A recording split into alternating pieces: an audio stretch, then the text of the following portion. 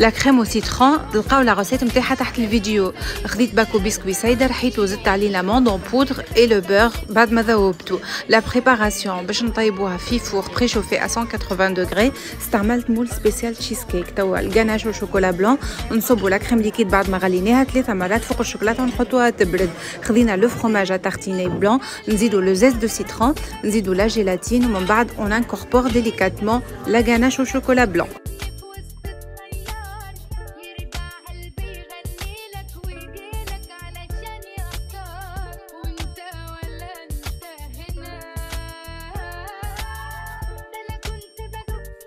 Yes.